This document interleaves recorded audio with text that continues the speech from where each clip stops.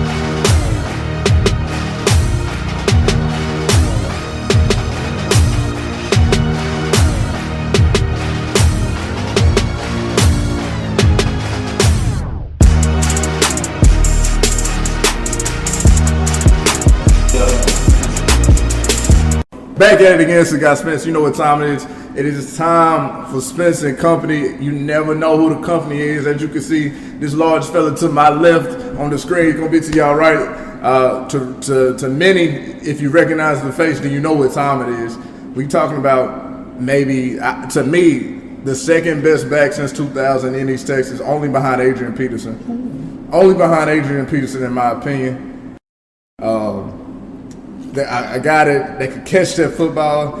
As a big guy, he is incredible, nimble. He's the big guy's dream. You know, as a fat kid growing up, you always wished you could be the guy running the ball, and then you get to watch Lufkin, and they had a big guy running the ball. He's a super villain in Longview. He is the super villain in Longview. He crushed a lot of dreams. A big reason why they had such a great winning streak over us in the mid-2000s. Continuing his career on to Texas A&M, where he became the career rushing touchdown leader at Texas A&M. Took some detours, but he got to that league. Touchdown, played in Florida, played in Miami, played with Tampa Bay. Man, this man is a legend. He's part of the reason why I wanted to play football. When I was at that 2004 Longview Lufkin game, there wasn't nothing else I wanted to do when I got to high school was be in that kind of atmosphere and play that kind of football. I am talking about the legend, no one better, Lufkin's very own Jorvorskie Lane. I'm in here at the arena down here in Lake Charles, Texas. We went on the road for this one, man, but we got Jorvorskie Lane in here. Jorvorskie, talk to these people one time, big sir. Hey, what's happening? Longview, what's happening? Lufkin, what's happening? We out here. We just, we vibing. Yes, sir. Out here vibing. Got a great scenery. Got some alcohol flowing, so it's a good time. Boys is loose, ready to do some talking. So we're gonna ask you. Let's start at home, right? Let's start at the beginning. Give me the person that influences your life the most. Who got Jorvorskie rolling, man? Man, really, it was my grandpa. He instilled in me just work. Yeah. If you wanted to be the best, prove it. If you wanted to dominate, prove it. He instilled that work ethic in me at an early age. Yeah. I saw him work 2 or 3 jobs to be able to support me and support me in the route that I was going. Yeah. So my grandpa had a lot to do with that. What would you say would be probably the most important thing that you took from your grandpa?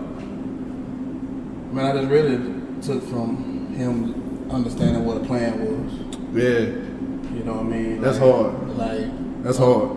Understand who you are and what you're worth, and understand that you're different. Yeah. So I took that mindset and I never looked back. That's insane. That's incredible. That's a great word right there. All right, so coming up, man, you were a multi-sport athlete coming up in Lufkin. Man, what all did you do in high school and throughout middle school? What all sports did you play? Man, I played football, basketball, played a little baseball, ran track. Yeah. I did pretty much everything. I try to keep everything simple. Yeah. You know what I mean? At the running back position, give me the ball, go score. Yeah. Put me a receiver, the ball comes, catch it. You play linebacker, see ball, get ball. Right. Quarterback drop, you drop. Simple stuff, man. See the fastball, hit the fastball. Play basketball on offense, put the ball in the hole. Yeah. On defense, hold your man. Right. Yeah, simple stuff. Run track, outrun your opponent. Right. Simple man. So what was the reaction? Obviously, when people talk about J Lane, they call him the Lane Train. You got all these things, but obviously off of your physical appearance. What was the typical reaction? What was the typical reaction when people saw you do things with the football at such a massive size? Man, I mean, it's common sense. You look at the situation, I'm a big dude, I'm running that fast. Of course you're not going to want to hit me. Right. That's just smart. That's a business decision. Yeah. So I looked at it and I took that when I got the ball. Like, man, I already knew that a lot of people didn't want to hit me. I mean, of course, you're going to try. Right. You're going to do it. But, okay, you're going to start the first quarter talking that noise, all right? Yeah. So, third and fourth quarter, I want that same energy. I want to see where you at. Yeah. You know what I mean? I'm going to check your temperature in the fourth quarter. War of attrition, no doubt. No doubt. You know what I mean? So, I just knew it was a business decision, man. You know what I mean? I kept it real simple. Like, hey, man, let me just punish you. Yeah. No doubt. So, as a big guy, have they ever put the idea of playing on the O-line or D-line? Has that ever came across your way? Has anybody ever shot that idea to you? And how did you, I mean, obviously you didn't, but, you know, if that idea ever gets brought to you, how did you approach that? Or how did you respond to that? Well, honestly, bro, when we have a travel squad that we had in middle school. And I played defensive end. Okay. You know what I mean? And my goal was just go get the quarterback. Right. You know what I mean? So I embraced that. Yeah. You know what I mean? Man, at the end of the day, football is football. It didn't matter where I played. No doubt. You know what I mean? But I was just too good to play offensive line. Yeah. I was just too good to play defensive line. No Man, doubt. I wanted to be the center of attention. No So, doubt. I feel that. you know what I mean? So I got mesmerized with being that dude. Yeah. You know what I mean? Like, I couldn't be stopped. And that's the thing. A lot of people, that's a gift, man. A lot of people don't have that mentality. Right. A lot of people are blessed with a lot of talents and abilities and things like that, but sometimes they shy away from that moment. They're like, hey, give it to somebody else. The thing about watching you play and watching you play with the determination that you played back in those days, you could tell there was nobody else that was going to get that ball Right. other than number 7. Right. Like, it was going to be Lane, and that's what it was. And that's a gift, man, and it's incredible to hear that. Give me some of your, give me your favorite moment as a football player in high school. Well, it was simple, man. My favorite moment was, man, really just chilling. You know what I mean? Just getting my thoughts together, understanding what I was about to do. Yeah. Because Calm before the storm. right, I thought about it, I dreamed about it the night before. Yeah. So I had already envisioned. I had looked at film, I looked at my safeties, I looked at my linebackers, I looked at the front. Right. So I already knew the tendencies. Yeah. So I was like, okay, this is what I'm gonna do this game. You know what I mean? So I kept it in perspective like that and just, hey man, just go out and perform. Keep it simple. Make sure you're in shape for the week. Right. Make sure you're healthy coming in the game. Hey coach, we're getting in a situation, just know I'm ready. Now you mentioned making sure you're in shape. Was that ever an issue for you? Your conditioning as being a big guy? Because usually big guys hate running. I mean, of course, I hated running. Right. You know what I mean? But bro, when them lights come on, bro, you give me 24 seconds to get my mind right. Yeah. Yeah.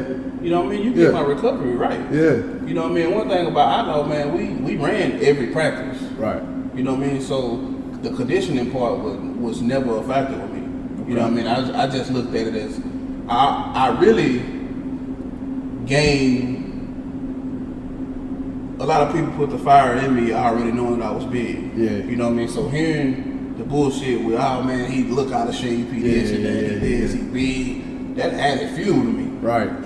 You know what I mean? So I took my game Just to a whole disprove those right. people, no doubt. No doubt. Obviously, to me, you performed in the best East Texas high school football game ever. There's been some other contenders, there's some other games in my mind that had the same kind of drama, but none of them were on the scale, none of them in front of the crowd, none of them created the goosebumps, the memories, the emotions, the thrills, like y'all did in 2004 when you guys lined up in the third round. Longview, 12 and what, I think 0 at the time. Lufkin undefeated at the time. Two giants in East Texas, incredible talent on both sides, NFL players on both teams. True. Probably the most talented game in East Texas history. True.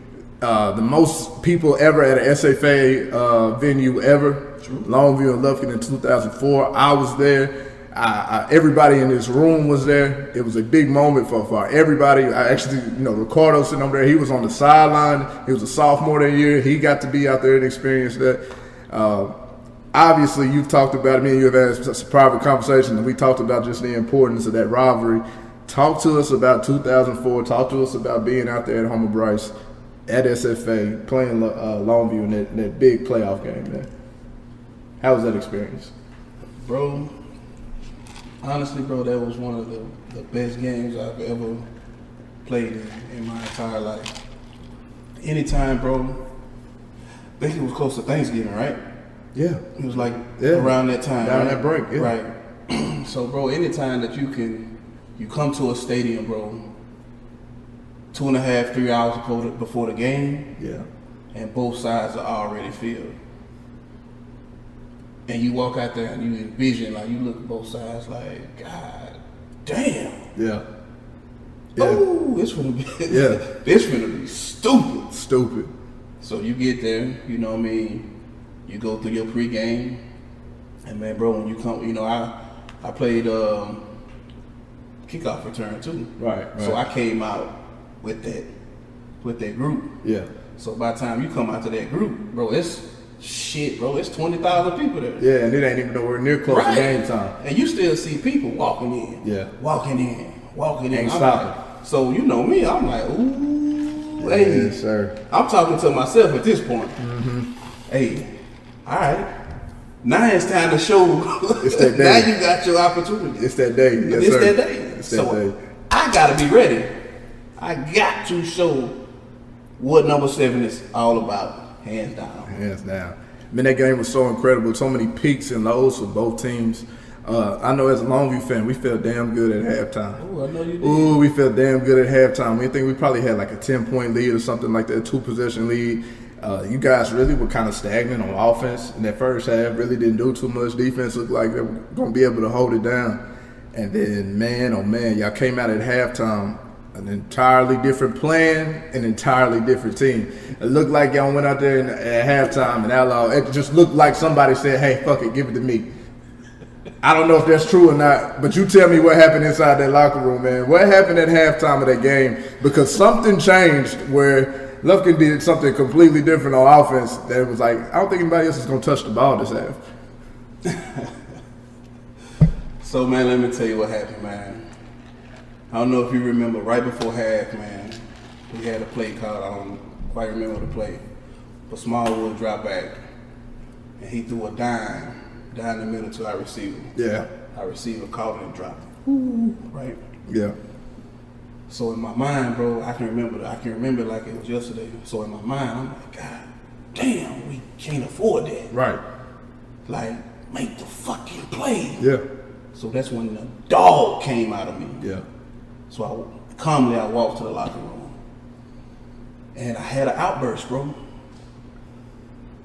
I told my teammate, I probably wasn't always the best teammate either. Right. Because I told my teammate, I said, God damn it, this is what I'm talking about. When your number called, God damn it, you didn't make the fucking play. Yeah. So me and him, we get into it in the locker room. Right.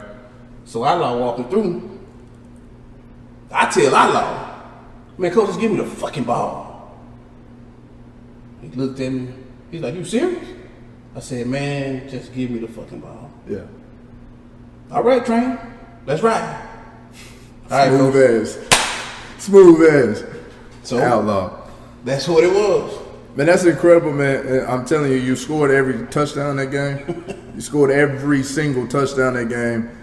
You knocked one of our players out. He came in there trying to hit you. You didn't even see the man. He came in there, and it was a great, this is one of our better players. He's a hard hitter. He's a guy that we respect at Longview, Kelsey Oliver. And I'm telling you, Kelsey came in there trying to hit you. All you did was kind of turn to the side and hit him with one of them. Like, I really didn't even see you coming, and my boy was out sleeping. I was like, shit. Man, it felt like a funeral at the end of that second half, man. You were a real-life super villain, man. You really hurt some people's feelings down there in Longview. Tell me what happened the last time you was in Longview, man. What was the last time you happened in Longview? So, man, I remember I was in Longview, bro. So my cousin Eric McCoy, the center that plays for New Orleans, that's my cousin. Yeah, Eric McCoy. He was the left tackle. So we were down on the sideline, and fans behind me, I kept hearing, Jorvorskie Lane! Jorvorskie Lane! He just kept, so I finally turned around. I did him right there. He said, fuck you! Longview, represent, baby. 903, that's how we get down. We ain't forget shit. Broke our hearts, man. About 3 years in a row. All them damn nails. Yeah, man. Fuck you. Yeah, I'm with you. I'm right there with you, man. I'm right there with you, man. You described the Longview and Lufkin rivalry, man, as one of the best in the nation. Yeah. What was it like preparing for Longview? What was it? Because I know for even for me, like, and that's the thing, like being in those stands, like I was in the 6th grade, I believe, or something like crazy like that. And that game made me want to be a football player. And so every time Lufkin was on the schedule, for me, it's different. Like I prepare, even as a coach now, I prepare for it different. Everything is different because it's Lufkin. What was it like anytime y'all seen Longview on the schedule? You know, I think, and Juice, you had a great point to it earlier. It was like looking in a mirror, right? Like that was the thing that you said. It was like looking in a mirror. You're going to have a team that's just as black as you, just as athletic as you, just as ignorant as you, going to talk that shit to you just like how we going to talk it back to you. Man, so what was it like in preparation for a Longview week, man? Okay, let me ask you a question. Go for it. Have you ever got jumped? Nah. I wasn't living that lifestyle. Ricardo has. Have you ever got jumped? Got my ass whooped. So what? Negative. Okay, so what did that feel like? It felt good after I got up because I was like, It's the over? first person I caught him. Okay, So I felt good because I feel like I still had out my shit. Like, I'm like, Yeah. all right, hold on. gotcha. I'm going to teach you. Yeah. Gotcha. But it didn't feel good to know that, man, nigga just got down on me. Right. So that's how Longview preparing for Longview was. Like you get that. Right, I've got jumped before. Yeah. You know what I mean? Yeah. Longview go bring it every time, bro. Yeah. Like it's a dog fight. Yeah. Like it's gonna bring the man out of you. Like it's No it's doubt. gonna expose you.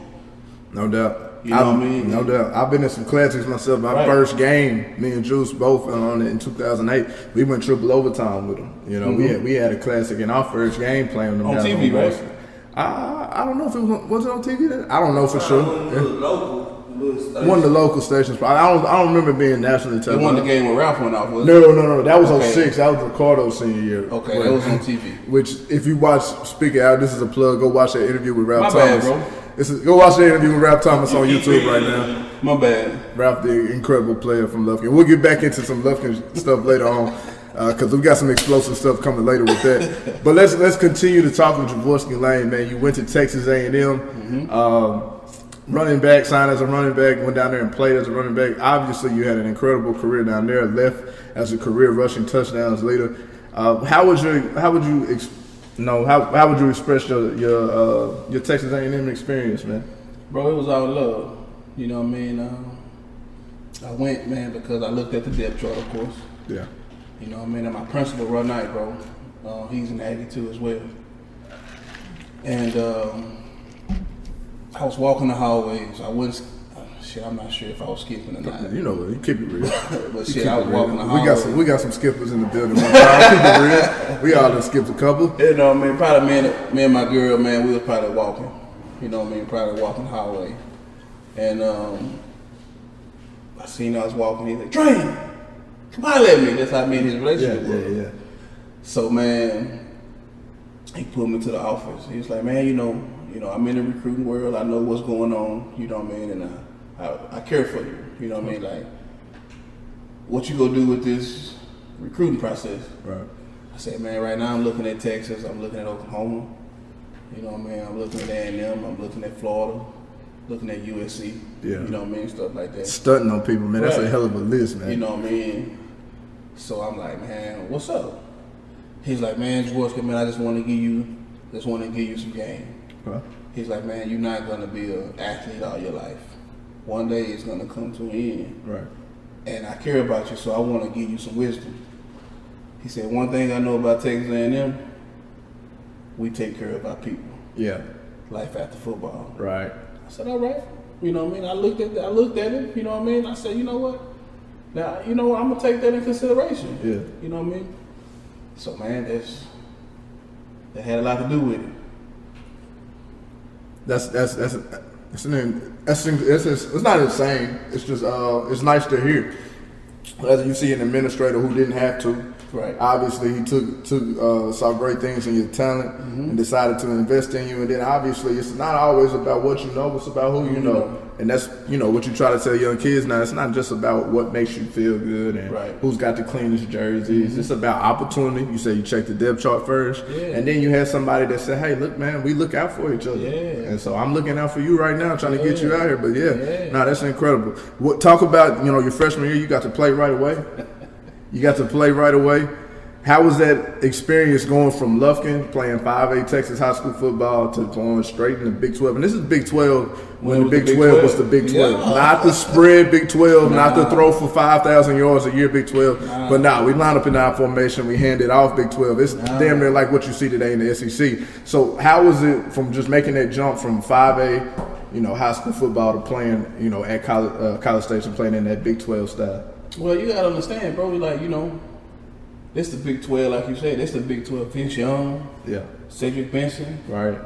You know what I mean? Bobby Reed, You know what I mean? Not Anquan, but Bowman, whatever the big receiver before Dez at Oklahoma State. You know what I mean? You got Crabtree, right? Who went off at Tech. You know what I mean? You got Chase down here in Missouri, like South Lake Curve, like. Y'all had great history with South Lake Curve, and we you know what I mean? So, for me, bro, coming from Lufkin, it was a pride, bro. Right. You know what I mean? Like, I come from a winning tradition. Yeah. We don't lose, bro. At home? Yeah. You're not finna come to Lufkin, bro, and... It's because y'all cheat. Call it what you want. Hey, man. Hey, look, I done played down there multiple times. I played down there twice. I played down there 09 and 10. And both times, it was some questionable calls, man, when my man caught a touchdown. And it's damn, some flags start popping out. I get to a story in Longview in a minute. Oh, okay. I played in Longview, too. Oh, okay. I feel everybody got to cook a little bit. I feel you now. But at the same time, bro, I took that shit serious. Yeah. Because, bro, them hoes had me at 6 at the depth chart. Damn. Huh? Walking in, what? 6 at the depth chart? Oh, what? They trying to get you to switch positions. Say, what? That's what that smell like to me. It smell like a position change. Friends, ain't opportunity against Oklahoma State. Yeah. We talking about 23 carries, 136 later. Yeah. 4 touchdowns. What year is this? My freshman year. Going off. You know what I mean? Man. So when I got my opportunity, shit, I can't let it go. Right.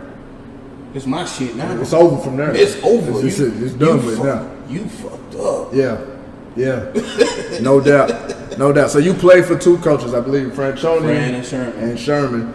Obviously, there was a big controversy going into your senior year.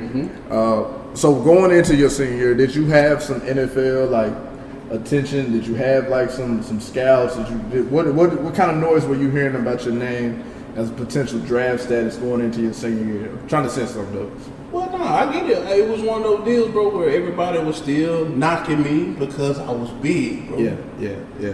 Man, go look at my tape. Right. Go ask my coaches, am I coming off the field is because I'm tired. Yeah. No. Yeah. Am I performing? Right. That's all what matters to me. Right. Is these numbers moving? Right. Is these chains moving? Yeah. Are we winning? Right. Look at the tape. Look at the production. Like, if I, not toot my horn, right, but if I didn't carry the rock, bro, we didn't win. The numbers back that up. 20 plus carries, bro, we don't win. Right. Now, if you give me the ball 20 times or more, bro, we win every time. Right. You do the math. Nah, it sound like somebody should be handing this thing on. Correct. Yeah. All right, so you get there. Mike Sherman is there. Your senior year. So Sherman comes to you, and what does Sherman ask you to do?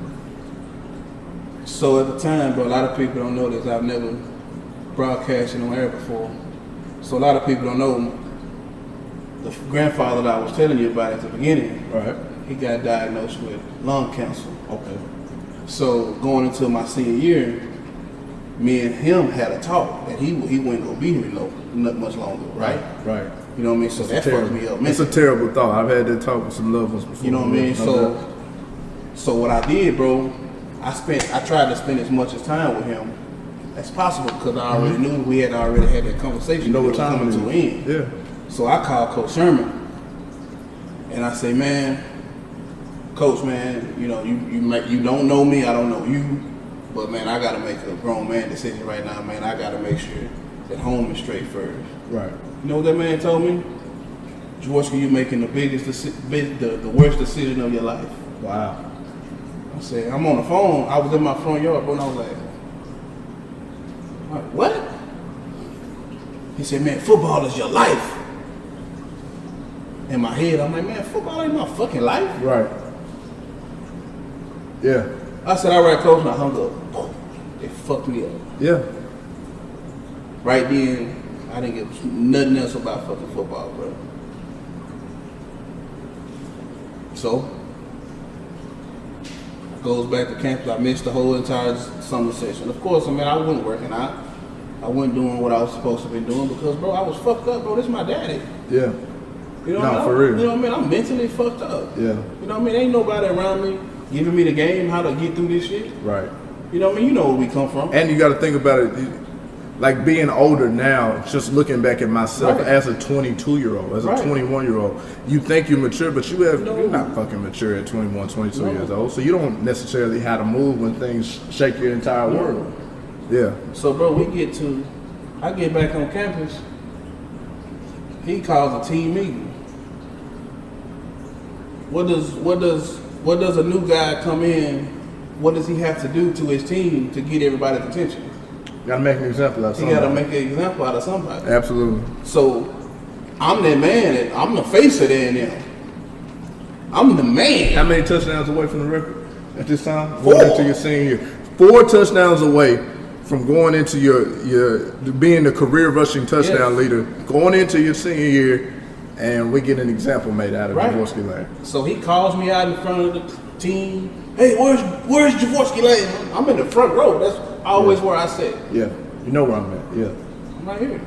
You know where I'm at. yeah. You know what? The bullshit that you did this summer, that's bullshit. I took it. He said that J-Train bullshit, that shit is over. Looked at him. I said, all right, I got something for you. That's when my environment came back into me. Yeah. You know what I mean? Yeah. That night I was out there in that parking lot waiting for him. He don't, to this day, he don't know until now. Oh wow. That's when my environment, Yeah. that's when my environment kicked in. Yeah. And you fucked up. Let's be And I'm honest. fucked up. Let's be honest about it. You fucked up. The You know guy, what I mean? and I couldn't imagine. I just lost my pop probably like almost 2 years ago. Right. So I can just imagine how I would experience that at 22 years old. Right. Like the kind of impressionable and the kind of like rushing decisions that I used to make back then, that would fuck me up. Right. At 22. So yeah, I understand. So Coach Sherman, you lucky I grew up. That's insane. But my future was more important. I had other things to think about, my baby. Right. You know what I mean? Other things like that. Thank God for that. Thank Right. God that the common sense came into Yeah. play. You know what I mean? I didn't have nobody to talk to that talked me out of that. Yeah, man. You know what I mean? I just looked at the logic of it like, man, you know, it's cameras here. Yeah. I'm gonna get caught. Yeah. Nah, man, let's just ride it out. Yeah. So let's talk about the senior year. How do you go from being blackballed, being benched, the lane train is over, that J train shit is done for? How do you end up breaking this school record, man? What happened? Man, I got my opportunity Yeah. to tell you a crazy fucking story. Here we go. Crazy story. So it's my senior year, bro. Bro, we're losing to Army or Colorado. One of the two, I can't exactly remember. Yeah. Sherman needs me now to get a first down, Yeah. right? Right. So what you think my thought process was? Fuck this. Fuck you. Yeah. Yeah. That take a lot of. Ooh, that take a lot. Hey man, that takes a lot You just called me out in front of the entire team at the beginning of the year. You need a couple of yards. You're desperate, and now you call on my name. That takes a lot of fucking putting your pride to the side. God damn. Alumni know that I've got fucked. Yeah. My fans know I got fucked. I know I got fucked. My family know I got fucked. Yeah. So my initial thought process was, fuck you. Mm-hmm. I'm finna fumble this ball. Oh, shit. That's different. I wasn't expecting that. Yeah. I'm trying to, my environment is kicking in, bro. It's different, yeah. Everything to me is different, bro. Yeah. Like, you're not, like right now, me and you don't have no connection. Right. That's different. So I'm in the play. I remember the play 24 power like it was yesterday. I'm in the backfield like, should I fumble this motherfucker? Hell yeah. I got this demon right here, and I got J-Train right here. Yeah. Man, fumble this motherfucker. Yeah. Man, you better not fumble it. Yeah. Fumble this motherfucker. Yeah. Man, you better not fumble this motherfucker. Yeah. Go! So I got to make a decision. But I said, you know what? My legacy is way more important. There you go. There's the ego. There's the pride. My legacy, I can't let this man give me like that. So I got the first down, bro. Boom, boom, boom, boom, boom. We win the football game. But I went home, bro. I cried like a baby. Man. That's an emotional roller coaster, man. Because those thoughts are real. Like, those are real thoughts. That's, and I hate it when people are like the ultimate team players, and because it's not human. Mm-hmm. You're not a human if it's total sacrifice. Right. Like, to be called out in front of the entire team at the beginning of the year, to be told that you will be made irrelevant, to be said that, all that lane train shit is over. Bro, I've never played fullback ever in my life. Right. I've never seen you block ever in never. my life. and to go and, man. I've never played that position ever in my life. I had no clue about how that game was played at fullback. The desire of me of the game that I love to play was the only thing that kept me going, and I had to provide for my family, bro. Right. That was the only thing that got me through. Like, I didn't enjoy playing fullback. Yeah. Even in the professional level? Fuck no. I bet. Hell no. I hated that shit. Yeah. No, because you've never blocked. Like, never. You were always the guy, so man. you had to go from being the man to blocking for the man. Right. Yeah, that's a different mindset to grasp as well. So if I can get a check for it, shit, let's strap them up. Yeah, I watch NFL Socks for a check. I heard they get paid pretty good. You know? I heard they get paid pretty good. I get a check, let's run it. Yeah.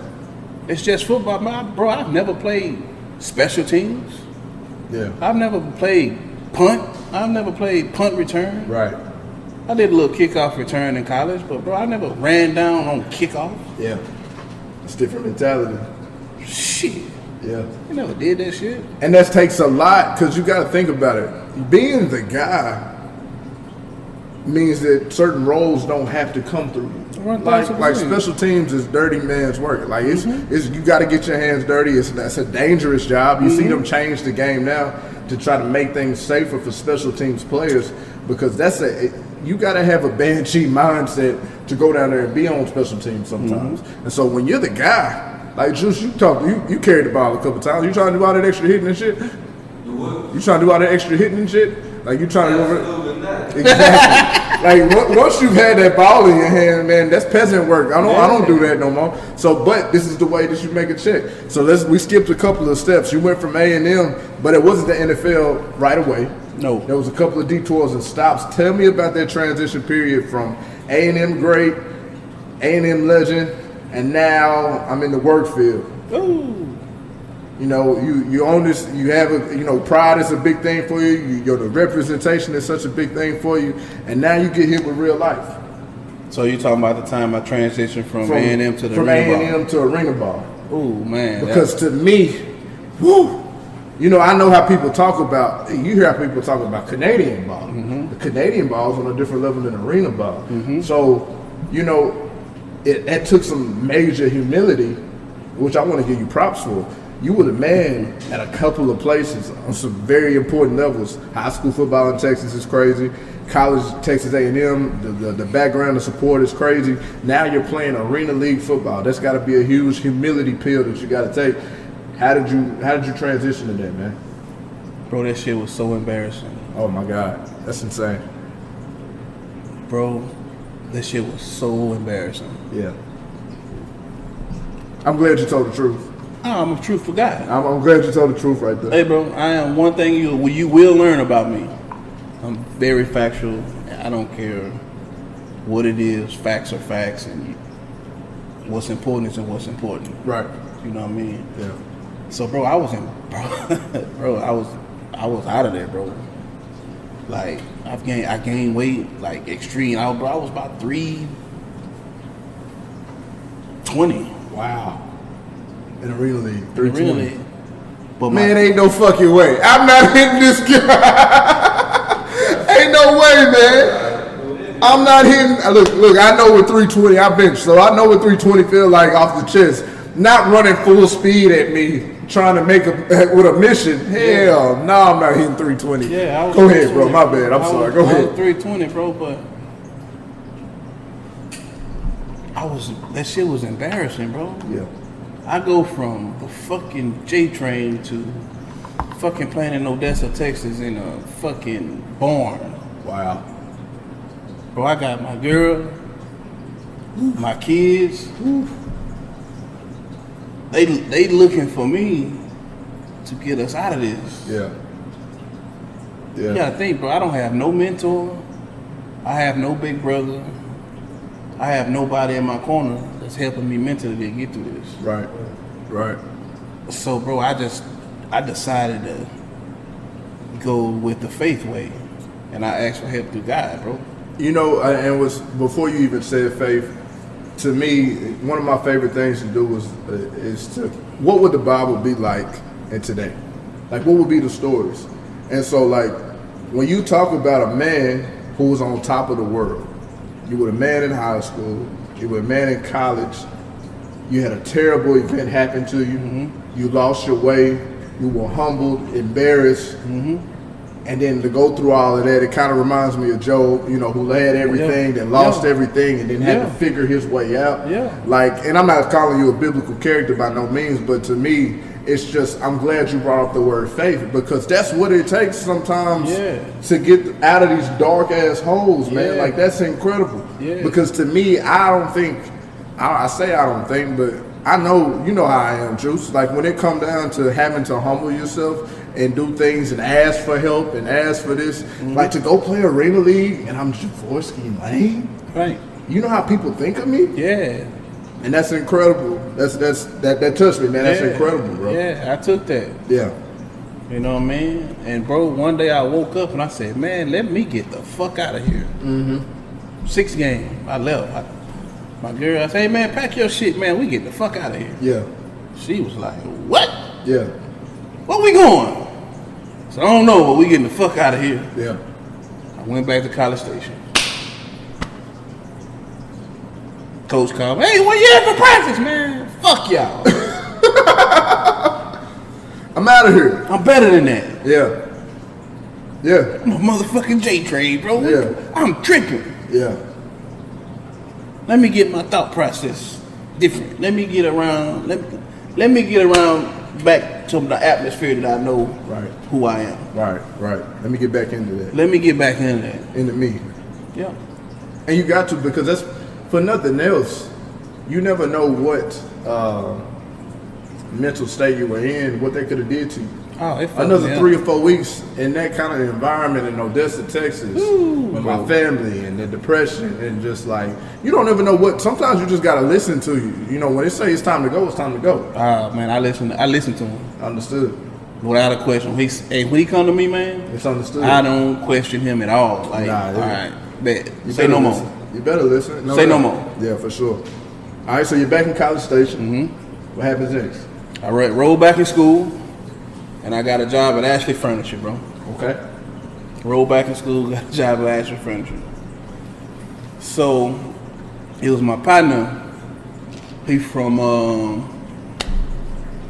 He from Snook, Texas, I think. His name was AD. Okay. And he had just got out the pen. All right. Right? Right. He called me youngster. What you got going, youngster? You don't want to do all this shit the rest of your life, do you? Yeah. I said, no, I'm just trying to make ends meet. He said, man, they always talked about you. When I read in the newspaper, they always talked about your weight. Yeah. He said, man, what I'm gonna do, man, is we gonna go down to Gold's Gym and we gonna get a membership together and we gonna work out together. Yeah. Now, you've mentioned it off cam. What's your work ethic when it comes to the weight room? And what's your work ethic when it comes to running and just being in tip-top shape? Bro, I'm God-given. That's what I wanted to hear. Yeah. I don't need that shit. Yeah. I don't. Never have, never will. Yeah. Nothing can defeat that. Understood. So what's your mentality going into it? So you get by 3:30, you say 3:30 back in school, he said let's go to the Gold Gym. You gotta get right. So what was your mentality going into getting right? That's when I became a man. I said, okay, the political way, they want to see me in a certain way. Right. All right, let me play their game. Yeah. Do what's necessary. Let me do what's necessary. Yeah. You know what I mean? So, bro, I went into fucking caveman mode. Straight vegetables, straight fish, straight salad, water, Yeah. and running and push-ups. Some days I didn't eat. Some nights I didn't eat. Huh? Yeah. What? I'm talking about cleaning my system out, Yeah. magnesium, citrate, all that. Killing Yeah. myself, bro. Yeah. Sauna suit, sweatsuit, Yeah. all that. But it was necessary, It right? was necessary. Like, and the biggest thing is that you recognize that the sacrifice was necessary in order to get to the ultimate prize.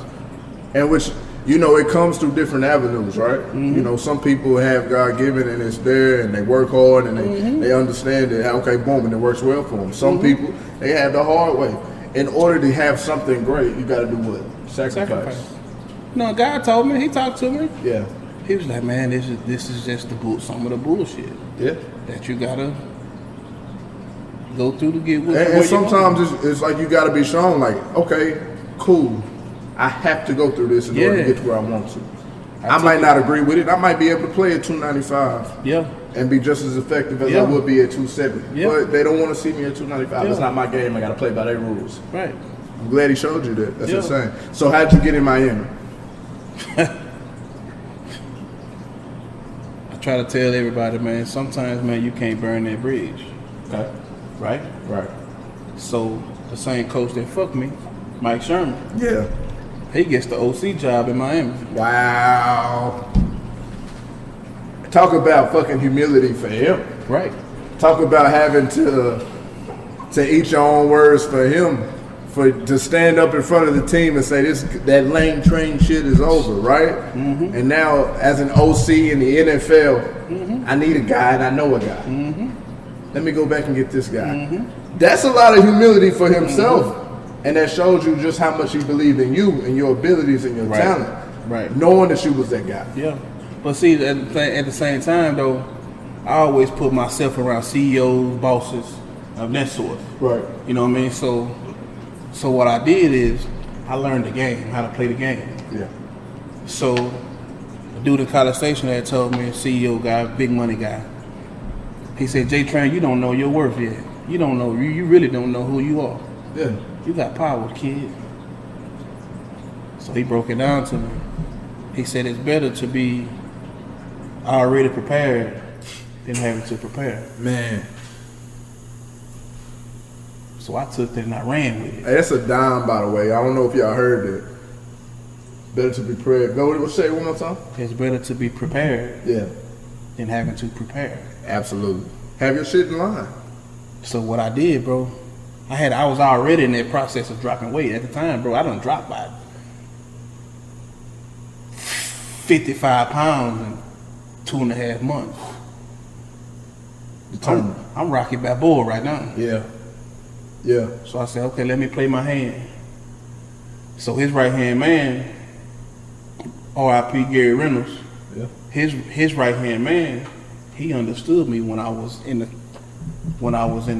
Sherman Arms when I was a senior. Right. He was the first person that came and talked to me. I did. It was like, say, man, what these coaches done to you, it is fucked up. Yeah.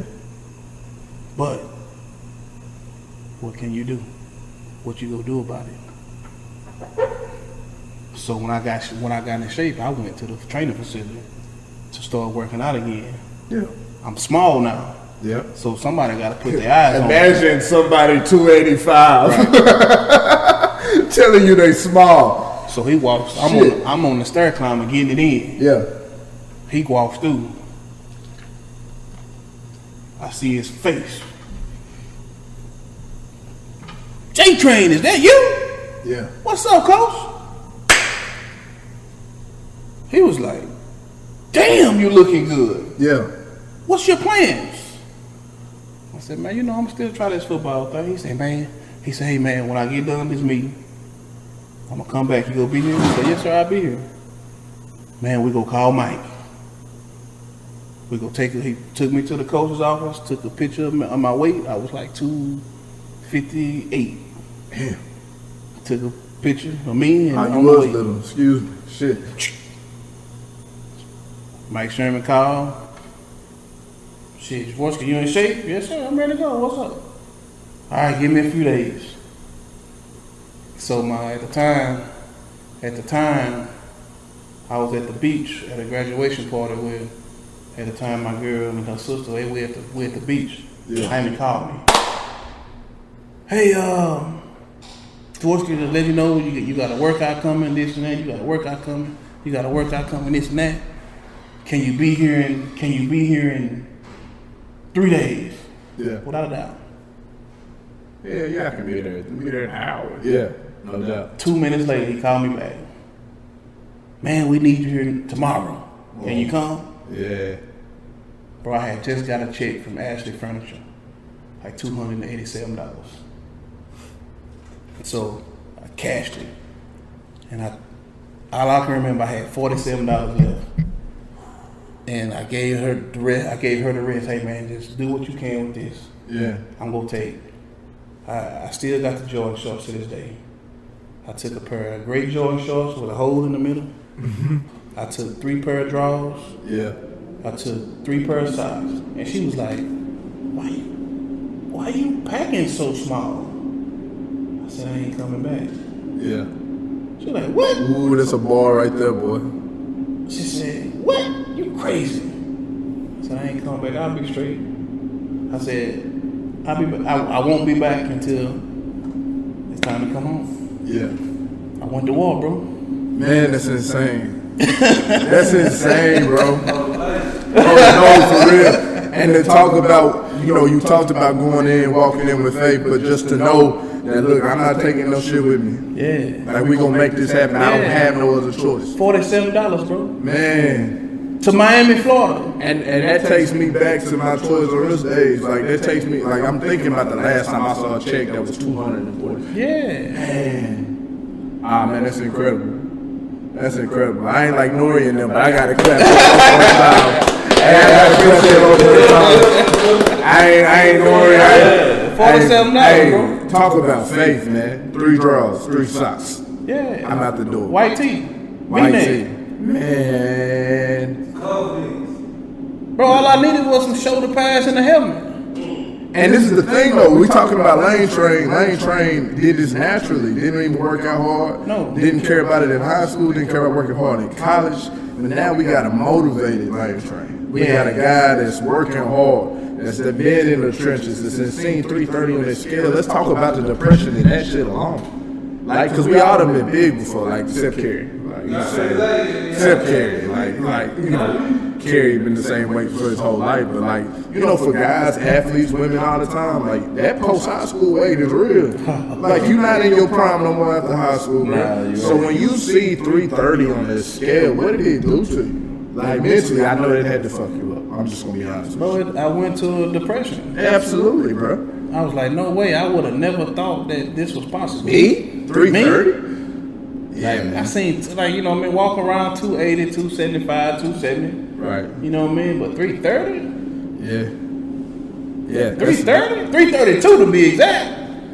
Hey, and it took hard work and sacrifice, and that's motivation. I know I'm not trying to inspire nobody to go be in the NFL or nothing like that, but look, that shit happens. Life happens. Weight happens. You know, in order to live healthier, you got to sacrifice some things. You got to go and you got to go through these dark days. Sometimes you got to go into a grind mode. Yeah. And it's just about being tough and making it out of there. Anybody can do it. Lane Train wasn't a big workout guy, but he got it in. He figured it out. That's incredible. So, NFL, you had some great highlight moments. You had, you know, an incredible long run, 70-something yard run when you were with Tampa Bay. And you talk about breaking one in the NFL, man.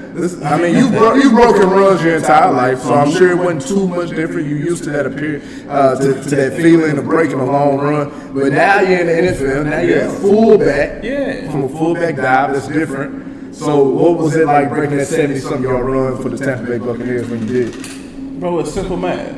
Here we go. Keep it simple, right? Simple math. Talk to me. You got an opportunity. Yeah. All right? Fullback, we don't get the ball but 5 times a year. This one of A them. year, not a game. I know you guys from Longview get the ball 7-8 times a game and think you don't get enough touches. But this man in the NFL just said that a fullback don't touch the ball but 5 times a year. Yeah, I don't mean to cut you off. Go ahead, bro. So my background, bro, I gotta show them who I am. Yeah. Once again, Yeah. I gotta prove myself. Right. All right? So it's really 33 dive. Yeah. Linebacker made his mistake. Overplayed. Replace him. Out the game. Yeah. One thing about me, I was never the fastest. Right. But you gotta come get me. Yeah. Yeah. You gotta come get me. You ain't just finna sit back and Cadillac. Right. You gotta come You get gotta me. come You get better me. be running. Yeah. Nah, that's one of my highlight moments. Yeah. That's when I knew, like, okay, this NFL shit is overrated. Okay, good. I'm glad and that leads to a segue to my next question because none of us in this room ever experienced being in the NFL locker room. Okay. So what's that like, man? What's it like being in the NFL locker room, being one of the guys in a professional environment? You know, everybody has a high school ball experience. It's one of the greatest experiences in the world, in my opinion. But what's it like being in the NFL locker room, bro? Bro, the NFL locker room is just like high school. It's just like college. Yeah. You know what I mean? You got different people on the totem pole. Right. You got 2 or 3 millionaires. You got some that's making a little more, and you got the ones at the bottom. Yeah. You know what I mean? It just so happens the ones at the bottom we tend to click more. Yeah. You know what I mean? Relatability. Yeah. Yeah. So to keep the people that's the face of the program, they're a little different. Right. You know what I mean? So I got to experience that at college. Yeah. So I kind of had already knew what it was all about. Right. You know what I mean? So the times that I got to spend with Reggie Bush, Yeah. those are stuff that I'll take to my grave. Right. You know what I mean? Right. I got to talk to Reggie Bush about Kim Kardashian type stuff. Yeah. Stuff that I can't. The shit that we want to know The about, stuff right? that y'all want to know. Yeah, You know what I mean? yeah. I got to go to his penthouse. Man. I got to drive his Phantom. Yeah. You know what I mean? Like, Yeah. like little stuff. Like I introduced Reggie Bush to Chick-fil-A, bro. Swear to God. What? Texas shit. You know what I'm saying? Reggie Bush didn't know what no Chick-fil-A was, bro, until I introduced, hey, bro, Reg, bro, y'all want some Chick-fil-A? Because everybody wanted Popeyes all the time. I'm like, bro, let's mix this up. let's mix this up, bro. Let's get us some Chick-fil-A, bro. Yeah. Man, I'm from the Bay, bro. I don't know what no Chick-fil-A is, cuz. Yeah. You know? Man, It's a long. yeah, That is. yeah. Chick-fil-A to Reggie Bush. Nah, but like for Reggie Bush though, to be the guy that intro that shit, Yeah. that's wild, man. Reggie, my dude, man. You know, Yeah. I wasn't afraid of Reggie Bush. You Right. know what I mean? Like, hey, bro, like, Yeah. how was it dating Kim K? Yeah. You know, Yeah. shit. I ain't scared to ask you no fucking question. Nah, for real. I want Let's to know get to shit. Dude. Yeah, I understand. I'm a podcast. Right. So let me know. Yeah. Shit. Kim K. Yeah. Right. Like, bro, you can't go nowhere. You a legend. You can't go nowhere. Nah. How does that feel? You know, he broke it down to me. Yeah. So I learned so much from Reggie Bush as a rookie. Right. Yeah. In Miami. This is Miami. This is in Miami, and I'm the hot. But so talk to me about what's the coaching like? What's the difference in coaching from the high school level to the college level? Where do you think you had the best coaches at? My best coach was John Nylaw, bro. Oh yeah. I figured that. He was a player's coach. Yeah. You know, so once I left Outlaw, I don't know if you know at the time, but our defensive coordinator, Ty Quick, which is now as a head coach. Right. Those two was my dudes. Yeah. So those both guys are players coaches. Yeah. So when I got to A&M, they weren't players coaches. That's different. That's different. That's very different. You know what I mean? Because and that's the thing about, I consider myself a player's coach. Yeah. Because I relate more to a player than I do a coach just because of the age difference. Yeah. You know, but having a guy that's in your corner, a guy that supports you 100%, even after you fuck up, right? And they just say, Jorvorskie, it's cool, I got your back, baby. You know, we're gonna get this right. Yeah. And then going from that to a place where it's about production. It's about your number now. Right. Instead of being lame. Right. Instead of being one of my babies. Yeah. You're now a production. Yeah. So how was that shift? Because a lot of guys don't know that, and you know, hopefully. But what's the biggest difference going in from a high school where you are loved, where you are the guy, and not to say that you wasn't at A&M. Yeah. But just having to go from, hey, I can make no mistakes in high school, to in college now I'm just like everybody else, and they're looking at me from a production standpoint. What's the advice that you would give to a high school kid that's making that transition? Bro, I would just tell a kid, man, to understand the game. Yeah. You know what I mean? Don't go in there blinded. Yeah. You know what I mean? Like understand how this shit really works. What's the ultimate goal? What's it all about? What it's all about. Yeah. You know what I mean? So coming in at A&M, bro, like that was a culture shock for me because, bro, like I said at the beginning, like, bro, in Lufkin, bro, we didn't lose. Right. That's a different concept. Yeah. So when I get to A&M, bro, the mindset is different. Yeah. I'm around people that's okay with losing. Exactly. What? Huh? Yeah. Y'all just here because y'all proud to be Aggies. Don't get it twisted. No. I'm a proud as a competitor, right. I understand exactly. Bro, like, how can you lose and go celebrate? What are we celebrating? What are we celebrating? No doubt. No. But that separates, and to be honest with you, that separates the greats from the guys that just want to be there. Yeah. No doubt. So as a football school, did I make the mistake going to A&M as a school? No. Right. But at the time, as a football program, yes. Okay. You know what I mean? Okay, so you got your damn, what's it called? They call that shit on Madden your mulligan. You remember back in on the old Madden, you got a mulligan if you fuck the player. What? Yeah. I need that golf shot back. Mm-hmm. Okay, so if you had a mulligan and you're 17 again, which is gonna lead me to the next question. You're 17 again. I already it's know. 2004. You get a chance to redo this thing. Where would you go? What would, and not that you don't respect the Aggies, because you know how people get. You definitely respect the Aggie tradition and everything that comes with being an Aggie. But just in hindsight, if you had a chance to better suit your abilities, just in hindsight, where do you think you probably should have ended up at?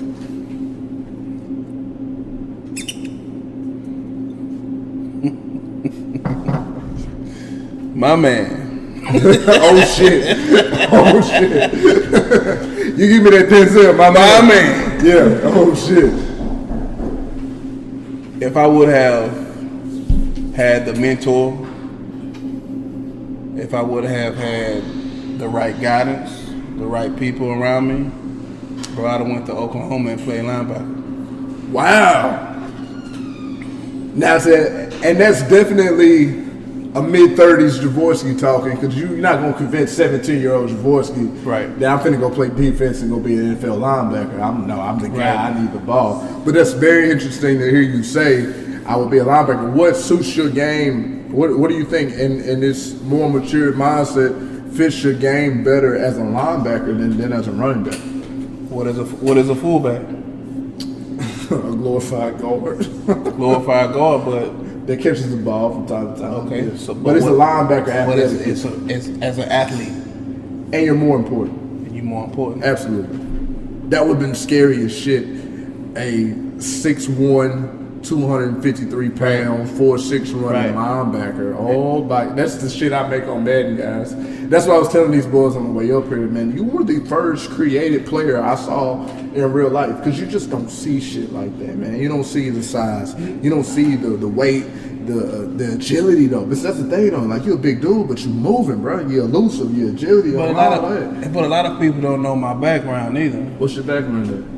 My daddy was an All-American basketball player. Whoa, that explains it. Because you know basketballers don't like to work out. So did you know that? Do you know Jermichael Finley? Absolutely. That's my half brother. Whoa, that's explosive. Dieball's best. Right. Texas Longhorns, Right. Green Bay Packer great Jermichael Finley is the half brother of Jorvorskie Lane. If We you got didn't the hear same- first, I got it. Spencer, go.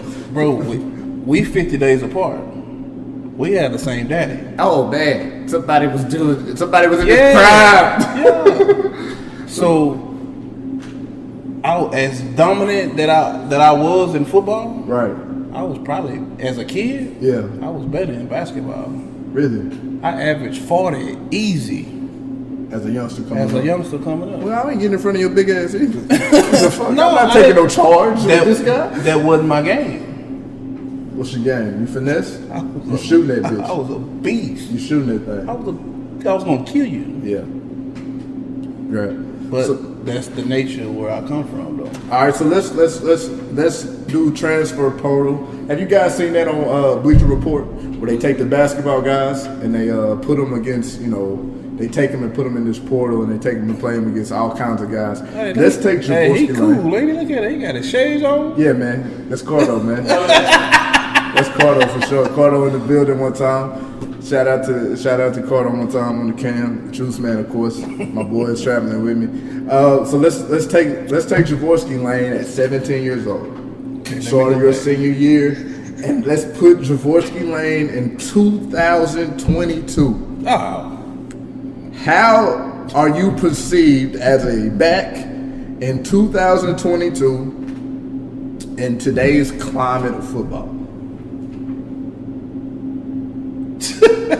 simple. Yeah. NIL, Jorvorskie Lane signs for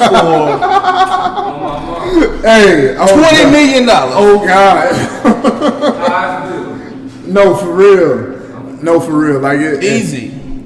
in this game, and see, the thing was, things were spread out when y'all played. Y'all had a spread offense, but the spread offense wasn't the spread offense in 2004 that it is today. So with so much receiving targets and weapons that you've got to account for in football today, especially high school and college football, you've got to account for the guys on the outside. To have a 6'1", 265-pound, 4'6" running back running wide open in those lanes, Yeah. dog, lane would have been a different avenue. Lane would have meant something else. Like, lane would have been the lanes that I have to run in. Because First bit of here, first bit of here. oh my first God, bit of here. that would have been So- incredible. That would have been incredible to see you, the way that you play in today's era, which Yeah. is softer, Yeah, right? way softer. Way softer. And that leads to my next question. What do you think of football today? Especially high school football, being a legend. In my mind, in my opinion, the mid-2000s, that's the golden age of football. That's the golden age, especially of East Texas football. And don't get me wrong, there's the Dangerfields of the 80s that only gave up 6 points. There's the great teams of the 90s. There's the John Tyler, the 2000, but to me, from 2000 to 2009, I don't think that you get a better brand of East Texas football, period. No. Like, just from the guys from Tatum, when their run Gilmer and their runs Longview and their state runs in 08-09, and then the incredible talent that y'all had in 04, 05, 06, Lufkin from 2001 with Reggie. That 2000s decade is the golden era of East Texas football. And I understand there's great players in the 90s, great players in the 80s, and I don't want to discredit them. But that 2000s era, and maybe it's just me when I grew up, and that's also a lot to do with it, that impression of when I grew up and how impressionable I was at that age. But I just don't see it being any better than when you guys did it in the mid-2000s. That's Longview, Lufkin, Tyler, John Tyler, Tatum, East Texas. When we talk East Texas, Right. man, and even you, all you guys, because we were in the same district, so I count Lufkin, even though it's a little bit more south, I count Lufkin for being a part of East Texas. But that's the golden era of football in the mid 2000s. To me, what do you think is the biggest difference from when you played, when it was like the Titans? You know what I mean? It was the Titans walking around on earth. Then what you see now in 2022, and how much of it is it to do with just the softer climate of today's environment? Like today's world is softer, let's be honest. Right. You know, in every single aspect of it, football, basketball, whatever sport, the way we deal with each other in and out, the way that we have to be sensitive with each other's feelings and yada, yada, yada. What's the biggest difference between the golden era of football and what we see right now? I'll say two things. The mindset changed, Yep. and parents now have a voice. Wow. I'm glad you said that. That's our number one thing. But yeah. You know, I think parents have a voice now to where little Johnny that's not so good, he needs a participation. He needs a participation grade or a trophy or a ribbon. He deserves to play. In our era, if you weren't good, you just didn't play. Yeah. Yeah. How many guys y'all had in Lufkin and y'all weren't scared to play guys both ways? No. You know, that's the thing that I talked about Ralph with, you know, last week. He got the chance to play and start both ways at times. You know, back then it was about the win. Now it's more about the feeling. Right. More it's about making sure everyone is involved. Right. Is that, and I can see positives of that, right? I don't. As as an educator, you know what I'm saying? As the new world, I see positives in letting everybody have their chances to spin. But tell me, what's the weakness in that? Because you don't see any positive in it at all. No. What's the weakness in that? Bro, what is it teaching the man? The man. Like we're building. Our job is to build young men into men. We're not teaching these young men anything by just giving them an opportunity. Right. You're not just giving the opportunity. You go get your opportunity. Absolutely. You know what I mean? You got to work for an opportunity. Right. You know.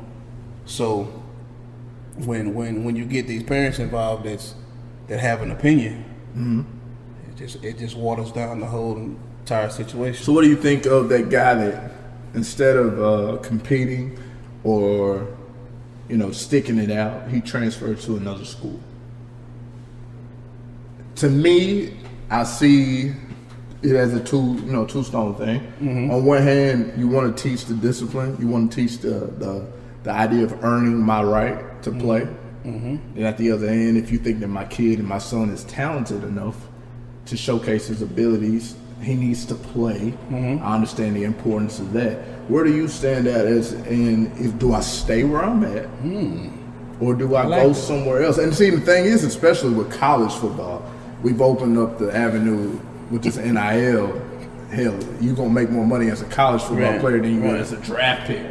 It's insane, right? Jordan Addison, they were rumoring the Blinkenhoff winner is making $4 million to go play where he wants to play at, I think at USC. Gotcha. You know, that's more money than he's going to make as a first or second round draft pick in the NFL. Okay. So it's a little bit different nowadays, right? With this NIL and things like that. But what do you say to the mindset of, hey, do I earn it where I'm at, or do I go and show y'all what I really got? Okay, so what you're saying is the similar situation happened to me. Okay. Right? Right. So when times got hard at A&M with me, right, I had the same opportunity to transfer. Right. Right? Or am I wrong? No, you did. You absolutely had the opportunity. Right. And you had every reason to. The coach didn't believe in you. You didn't believe in him. We went down that road. So what made you stay? I'm a man. Whoa. Did you hear that? What'd you say? I'm a man. I'm a man. What can I teach my son? Right. When times get hard. Yeah. What do I do? What do I do? Do I run? No, that's not in my character. Understood. No, man, just trust the process. Yeah. Learn from it. What did I learn from this? Right. What can I teach my son? What can I teach the next man? And had you had left, you wouldn't have gained the opportunity to earn Sherman's trust, which paid off for you later in life. you didn't get the opportunity to experience what it's like to have to deal with life. Right.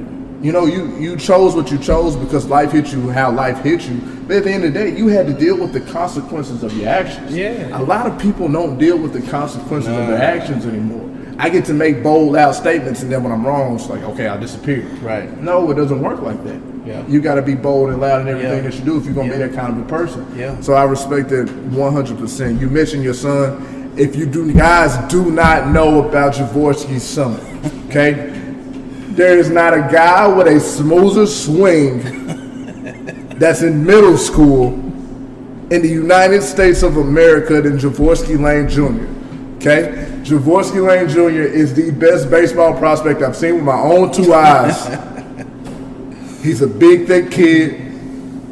He's got one of the smoothest swings that I've seen from a young kid. He's a natural athlete. You can tell, and that's not just like your daughter is an amazing athlete as well. Right. I remember last year at the track meet, she was in the 7th grade. Lufkin came. She threw the shot put and won. And then she went down there and ran. Yep, never threw the shot put before. Never threw the shot put before, and she wins her first track meet as a 7th grader. The talent is all throughout the loins, people. So let's talk about your son. Let's talk about your son, Jorvorskie Lane Jr. Going into the 8th grade. Nah, he'll be Going a into the 9th grade. freshman. Going He'll be into a the freshman. 9th grade. Now, obviously, I watch him. I see him as a football coach. I'm thinking, oh boy, what would he look like Well, on the on the football field, field? of course. And he hasn't played a Nope. down in his life. Nope. What is the decision? What was the thought process in saying, hey, he ain't playing football? Like I say, I try to keep everything simple as possible. Okay. Bro, I deal with mental health issues with head trauma, Okay. right? Yeah. So I started at a young age. Right. Bro, it was just I don't want that for my kid. Yeah. So how can I help you? Is we're not gonna start playing football early. Okay. Now, once you start developing a little more as a young man, 9th grade, 10th grade, let's talk about it. So there is a possibility. Yeah, there's a possibility. There's a possibility we see Jorvorskie Lane Jr. on the field. Yeah. And as a football coach, as an East Texas guy, that shit makes me excited. Not gonna lie to you, because I thought he was gonna be a straight baseball guy, and there's nothing wrong with that because his swing is as smooth as they come. But baseball is It's hard to say. Number one, he's he's got to choose, right? It's not really that he got to choose. It's the fact that he has to understand what's best for him. Okay. Because, like I always told him, Yeah. living in my footsteps is going to be a hard fucking task. Absolutely. You know what I mean? So you have to understand what's best for you. Now, are you willing to talk to me about it? Right. Let's talk about it. Yeah, But- and you're not quite the celebrity of LeBron James. Right. But when I think about a father and his son playing basketball and having to live up to his father's name, which Right. you did name him Junior, Right. right? And so Bronny, of course you see Bronny change his name to Bronny and try to He become was his own intimidated. man. Ooh. Ah! Ooh, uh-oh. I'm a realist. This is some of that shit we finna get, y'all. I'm a realist, bro. He was intimidated by his daddy. He was intimidated. He's a lion, bro. Yeah, his father is a lion. His daddy is a lion. When you get two, Well, I mean, okay. two lions in the same room, what happens? Well, listen, okay. not to shit on you or anything like that, but you're a lion. 1,000%. You are a lion. You're a guy that has a roar to you and that has a presence about you. Is your son intimidated by what Jorvorskie Lane Sr. did? No. He tell me all the time, Daddy, I'm better than you. Oh shit, we on now, folks. And me, yeah. prove it. So, is there a possibility we might get a chance to see Jorvorskie Lane Jr. get a chance to 1000%. prove it? Guys, look, that excites me as a football fan. That excites me. And as a father, my job is to produce him better than me anyway. No doubt. You know, I have my own young son, and he ain't nothing but 21 months old right now, so Congratulations. appreciate you. Man, he's a joy of my life. But, You know, just to see him and everything that I do, I want it to be better than me. 1000%. I want his experiences better than mine. I want his TV better than mine. I want his room better than mine. That's I want his our job. education better than mine. I want our everything job. to be better than me. I want a better product of me. Yeah. And that shit just excites me to hear you say that. So that you he wants to be better than So me. you got to think about all the experiences that we've talked about. Right. I put that in the blueprint for him. Hey man, Absolutely. look, I've made tons of mistakes. Right. I don't want you to do that. Yeah. As a father, it's my job to teach you. As a father, as a young father, Yeah. how do you speak to your son? Shit, like I'm speaking to you. Let him know the real. Let him know the real. I don't 100%. sugarcoat with him. Never have, never will. And that's 100. I appreciate that.